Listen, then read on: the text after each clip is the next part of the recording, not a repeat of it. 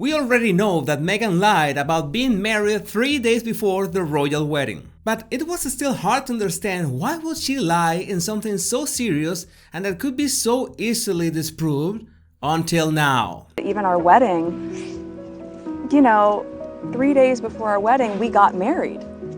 I'm going to analyze her body language signals of deception and at the same time expose the reasons why both she and Harry lied to millions. Welcome back, my body language buddies. My name is Jesus Enrique Rosas. I'm the body language guy, and it would be great if you join us by just liking this video, subscribing, and hitting that bell. Let's get down to it.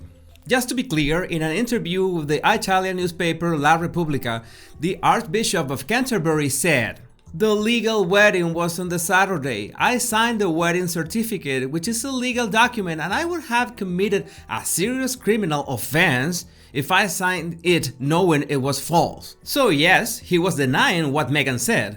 So we have a front row line to watch Meghan's gestures when she was quite literally lying. Even so, I've told you many times that you cannot jump to conclusions from a single gesture.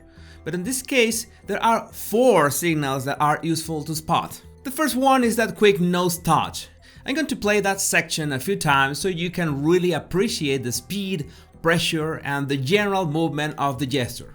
Now, I've seen tens of thousands of nose touches along my career, and this one looked premeditated to me. This was not a spontaneous gesture with one thought in advance. At first, I didn't understand why she would do something like that, besides being an actress and trying to add flair and emotion to her words. But then I realized what was her intention behind that conscious gesture. But before we get into that, let's watch the other 3 signals. One being that really long blink that she did when she was turning towards Oprah. In body language, there are many eye signals, and doing a long blink is usually related with not being so sure of what they are saying and sometimes concealing information or just plain lying. So we got one conscious gesture and a second one that possibly implies lying. The third one is a bit hard to spot because the camera changes in a split second. But right before the camera switch, you can see that she raises her eyebrows when talking to Oprah, and she raises them with some intensity. We do this eyebrow gesture unconsciously when we want some feedback from the person that we're talking to. This doesn't have to do with lying, but instead that you are looking for approval from the other person. It's like nodding. For example, you are giving a speech and nod slowly, so you make your audience nod in unison with you, so you have this positive feedback. And her hand with the palm up towards Oprah is also a nonverbal signal of not having anything to hide, and at the same time asking for some kind of feedback from the person that she's talking to. So as you can see, none of these gestures isolated signal lying, but it's the stacking of them that can lead you to a solid conclusion. But non-verbal communication is not only body language, and there's a very good reason that she said this statement while sitting in the dirt among the chickens, and you're about to find out why. Now, the big question is if she knew that this was a straight-up line in front of millions of people, and this lie could be so easily disproved by a single statement by the Archbishop of Canterbury, then what was the point behind that action? And that's why you should remember that behind every attitude, behavior, body language signal lies an emotion or an intention. Even if they just want to watch the world burn, there's the intention to watch the world burn. But sometimes people's intentions are not that easy to decipher, so what you should do is to reverse engineer the possible outcomes of their actions. In this case, Meghan lied about her wedding day. There are just 2 possible outcomes about that. 1. The Archbishop does not make any statement disproving her, and 2. He disproves what she said as false. Now let's see what Meghan wins or loses in any of these scenarios. In the first scenario, no one challenges her claim that she married 3 days before the royal wedding. So this romantic fairy tale story of she marrying in an intimate ceremony becomes the truth. In this scenario, she manages to reinforce that aura of being special, of being a rebel that does not abide by the monarchy's customs and rules.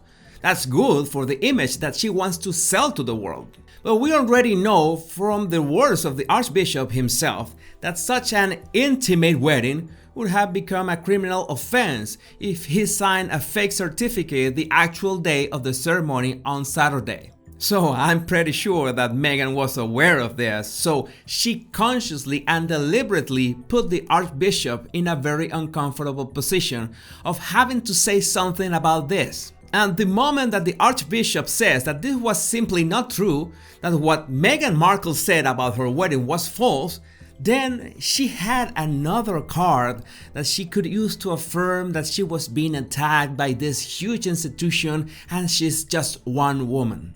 If you think about it, this second scenario also reinforces the same narrative that we mentioned in option 1, that she's a lone rebel against a centuries-old monarchy. So Meghan's lie was a manipulative strategy that I've mentioned before, that is a double bind.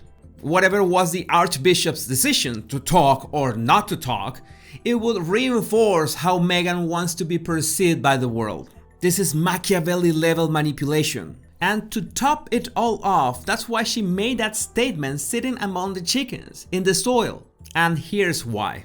Eventually, the news outlets would call her off on that statement, and in doing so, they most probably will play the clip that shows her sitting in the dirt with the chickens. Not sitting in the humongous garden with the 4700 Armani dress, no. She wanted to be perceived as especially authentic and natural and even vulnerable every time anyone played that clip. And most probably the news outlets were going to play this clip alongside photos of the royal wedding. Talk about contrast. That's why she straight up lied to bait everyone in exposing her and repeating that statement and that clip over and over again. That's why she even included that premeditated nose touch to lure people into claiming that she was telling a lie. And that would only reinforce how she wants to be perceived. Regardless of what is your opinion about Meghan Markle, this was really well thought and planned in advance. She made the world act exactly as she wanted. It's a real shame that she did not use this power for the Royal Foundation initiatives, but instead for personal gain and exposure. But there's one thing that is still missing in this puzzle, and that is Harry. There has been this ongoing narrative that Harry is an imprisoned man, that Meghan controls him and he is under some kind of spell. I know, because I've made quite a few memes about this trope in my Instagram account. But I no longer believe in that narrative, and the more you think about it, Harry is absolutely responsible of endorsing each and every one of these attacks on the British monarchy. The same monarchy that gave Meghan her title, and now she uses every time she calls for Chinese delivery. So this is not that Harry is allowing all this to happen. No, he's actively involved in this.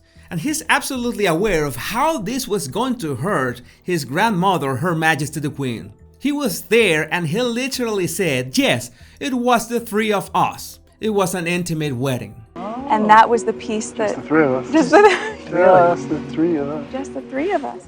There's this rule of thumb called Hanlon's razor that states you should never attribute to malice that which is adequately explained by stupidity. But then, what is the level of stupidity that we will be talking about? And that will be like lifting any responsibility away from him. That will be too easy. So let's call this what it is. A planned attack on his own family with only one goal in mind: profits. Let's see how far can he go with such a strategy. Remember that you can refine your observation skills with my 100 body language tips that you can download right in the description of this video. My name is Jesus Enrique Rosas and I'll see you soon, my body language buddies.